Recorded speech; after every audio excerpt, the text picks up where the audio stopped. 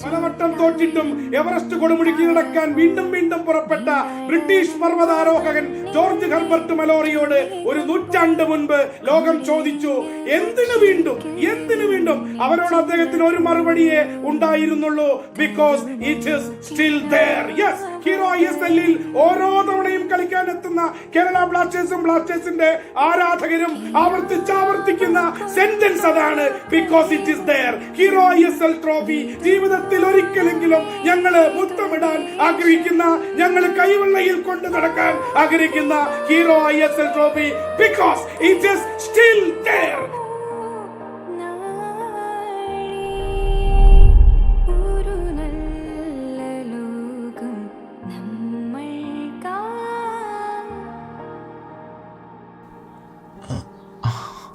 ഭാഗ്യം ക്യാമറ വർക്കുണ്ട്. അപ്പൊ നമസ്കാരം, അവർക്കും ഡോൺ സ്റ്റാർസ് ചാനലിലേക്ക് വീണ്ടും സ്വാഗതം. 2025 എന്ന് പറയുന്ന വർഷം ഒരത്ഭുതം തന്നെയായിരുന്നു. ഈ ഇടക്കാലത്താണ് യഥാർത്ഥത്തിൽ സ്പോർട്സ് പൂർണ്ണമായും വിജയിക്കുന്നത്.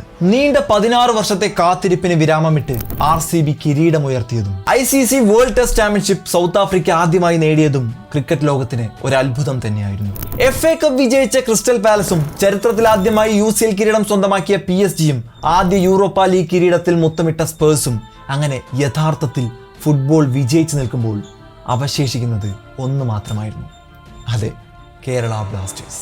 നേടാത്തവരെല്ലാം നേട്ടം കൊയ്യുമ്പോൾ ഈ സീസൺ അവസാനിക്കുമ്പോൾ കേരള ബ്ലാസ്റ്റേഴ്സും അവരുടെ സ്വപ്നം സാക്ഷാത്കരിക്കുമെന്ന് പ്രതീക്ഷിച്ചിരുന്നു. പക്ഷേ വിധിയെ പോലും വെല്ലുവിളിച്ചുകൊണ്ട് ടൂർണമെന്റ് തന്നെ പൂട്ടിക്കെട്ടുന്നു.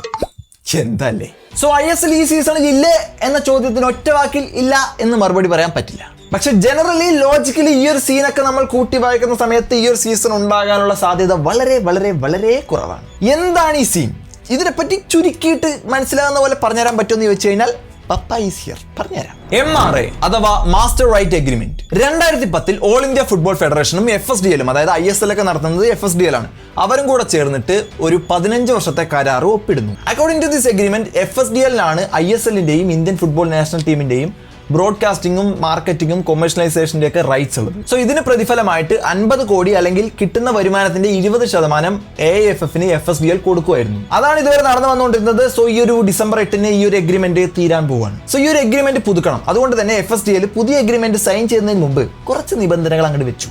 അതായത് പഴയതുപോലെ 50 കോടിയൊന്നും AIFF-ന് വെറുതെ കൊടുക്കാനൊന്നും പറ്റില്ല. സോ ഇത്തവണത്തെ അവരുടെ നീക്കം എന്ന് പറയുന്നത് 60% ISL ക്ലബ്ബുകൾക്കും 26% FSDL-നും 14% മാത്രം AIFF-നും കൊടുക്കുക എന്നുള്ളതാണ്. സോ ബേസിക്കലി ഇത് ISL ക്ലബ്ബുകൾക്ക് ഒരു പിന്തുണ നൽകുന്ന ഒരു പരിപാടി തന്നെയാണ്. പക്ഷേ AIFF-നെ സംബന്ധിച്ചിടത്തോളം ഇത് അവർക്കൊരു ലാഭകരമല്ല. സോ 50 കോടി തരില്ല എന്ന് പറഞ്ഞ് തല്ലുണ്ടാക്കാൻ AIFF-ന് പറ്റാത്തത് കൊണ്ട് തന്നെ അവർ മറ്റൊരു പോയിന്റ് എടുത്തിട്ടാണ് FSDL-നെ ഡിഫെൻഡ് ചെയ്തുകൊണ്ടിരിക്കുന്നത്. അതായത് FSDL-ന്റെ പുതിയ കരാറിലെ മറ്റൊരു നിബന്ധനയാണ് അടുത്ത 10 വർഷത്തേക്ക് ISL ക്ലബ്ബുകൾക്ക് റെലഗേഷൻ പാടില്ല എന്നുള്ളത്. അതായത് നിലവിലെ ISL ക്ലബ്ബുകളിൽ നിന്നും അവസാനത്ത് നിൽക്കുന്ന ടീം നേരെ റെലഗേറ്റ് ആയിട്ട് I ലീഗിലേക്ക് പോകുന്ന ഒരു പരിപാടി. ഇതോടൊപ്പം I ലീഗിൽ നിന്നും ISL-ലേക്ക് പ്രൊമോട്ട് ചെയ്ത് വരുന്ന ഒരു ടീമിന് ISL-ന്റെ ആ ക്വാളിറ്റി മീറ്റ് ചെയ്യാൻ പറ്റുന്ന എല്ലാ റിക്വയർമെന്റ്സും ആവശ്യമാണ് എന്നുള്ളതും FSDL എഴുതിയിട്ടുണ്ട്. സോ ഈ ഒരു പോയിന്റ് വെച്ചിട്ട് AIFF ഈ എഗ്രിമെന്റ് അക്സെപ്റ്റ് ചെയ്യുന്നില്ല. അതായത് ഫിഫയുടെ നോംസ് പ്രകാരം ISL-ൽ റെലഗേഷനും പ്രൊമോഷൻസും ഒക്കെ വേണം, അതല്ലെങ്കിൽ I ലീഗ് ഇങ്ങനെ താഴോട്ട് പോയിക്കൊണ്ടിരിക്കും എന്നൊക്കെ പറഞ്ഞ് AIFF വൻ അലമ്പ്. സോ ഇതിനിടയിൽ സുപ്രീം കോർട്ട് വന്നിട്ടുണ്ട്. ഈ ഒരു ജൂലൈ 14-ന് ഇവർ ഇതിനൊരു ഫൈനൽ ഡിസിഷൻ എത്തുന്നൊക്കെയാണ് പറയുന്നത്. പക്ഷേ എനിക്ക് തോന്നുന്നില്ല ഇതൊരു ഫൈനൽ ഡിസിഷൻ ആയിരിക്കുന്നത്. കാരണം ഇത് പല ചർച്ചകളും നടന്നിങ്ങനെ നീണ്ടു പോകും. സോ ഡിസംബറിനുള്ളിൽ ഈ ഒരു തീരുമാനമായില്ലെങ്കിൽ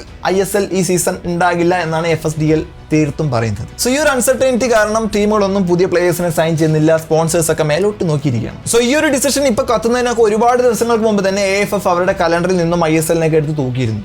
അവർക്ക് ഈ ഒരു സീസൺ നടക്കില്ല എന്നുള്ള കാര്യം ഏകദേശം തീരുമാനിച്ചുറപ്പിച്ച പോലെ തന്നെയാണ്. സോ ഇവരുടെ ഈ കടിപിടി കാരണം ആരുടെ കപ്പ് പോയി?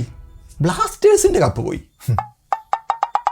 ബ്ലാസ്റ്റേഴ്സ് മാനേജ്മെന്റ് ആണെങ്കിൽ ഈ ഒരു അവസരം മുതലാക്കിയിട്ട് ക്ലബ്ബിലെ ഫോറിൻ പ്ലേയേഴ്സിനോടൊക്കെ പറഞ്ഞിട്ടുണ്ട്, നിങ്ങൾക്ക് വേറെ ഏതെങ്കിലും ക്ലബ്ബിൽ പോയി കളിക്കാൻ താല്പര്യമുണ്ടെങ്കിൽ പോയി കളിച്ചു, ഇവിടെ ആരും ചോദിക്കാൻ വരില്ല എന്ന്. സോ ടൂർണമെന്റ് തന്നെ നടക്കാൻ സാധ്യതയില്ലാത്തതുകൊണ്ട് തന്നെ ആരാധകർക്കും ടീമിനെ കുറ്റം പറയാനൊന്നും പറ്റില്ലല്ലോ. എന്തായാലും പെട്ടെന്നുള്ള ഈ ഒരു ഷട്ട് ഡൗൺ കാരണം ഇന്ത്യൻ ഫുട്ബോളിന്റെ കൾച്ചർ മാത്രമല്ല ഇതിന് പിന്നിൽ പ്രവർത്തിക്കുന്ന ഒരുപാട് പേർ ഇങ്ങനെ സ്തംഭിച്ച് നിൽക്കുകയാണ്. സോ ഈ ഒരു എഗ്രിമെന്റ് വർക്ക്ഔട്ട് ആയി കഴിഞ്ഞാൽ തീർച്ചയായിട്ടും ഒരു പരിധിവരെ ക്വാളിറ്റി ഫുട്ബോൾ കാണാൻ പറ്റും എന്ന് തന്നെ നമുക്ക് പ്രതീക്ഷിക്കാം. എന്തായാലും ഇതൊക്കെ പറഞ്ഞൊന്ന് തീർപ്പാക്കിയിട്ട് ഈ ഒരു സീസൺ നടക്കണമെന്ന് തന്നെയാണ് നമ്മൾ ആഗ്രഹിക്കുന്നത്. അതല്ലെങ്കിൽ കൊച്ചി സ്റ്റേഡിയത്തിലെ ആ ആരവം നമ്മൾ മിസ് ചെയ്യും, ഷൈജു ഏട്ടന്റെ ആ കമന്ററി നമ്മൾ മിസ് ചെയ്യും, ഡോണിസ് ക്ലാഷിന്റെ ആ വീഡിയോ നമ്മൾ മിസ് ചെയ്യും. ഇതിനെപ്പറ്റി എന്തെങ്കിലുമൊക്കെ അപ്ഡേറ്റ് വന്നു കഴിഞ്ഞാൽ നമ്മൾ ഉറപ്പായിട്ടും വീഡിയോ ചെയ്യും. അതിനിടയിൽ ഇൻ ദ മീൻ ടൈം ഈ ചാനൽ നിങ്ങൾക്ക് അൺസബ്സ്ക്രൈബ് ചെയ്ത് പോകാമെന്നൊക്കെ തോന്നും. തപ്പ് തപ്പ് തപ്പ് തപ്പ്, അതിന് ഞാൻ സമ്മതിക്കില്ല. ഇതിനിടയിൽ ബ്ലാസ്റ്റേഴ്സിനെ പോലെ തന്നെ അവസരം മുതലാക്കിയിട്ട് കുറച്ച് അടിപൊളി കണ്ടന്റ്സ് നമ്മൾ ഈ ചാനലിൽ ഇറക്കും. വിൽ വർത്ത് എന്നാണ് എനിക്ക് തോന്നുന്നത്. സോ വെയിറ്റ് ആൻഡ് വാച്ച് പരിപാടി പോലെ തന്നെ കാത്തിരിക്കുക, ചില സംഭവങ്ങൾ ലോഡിങ്. അപ്പോൾ ബൈ.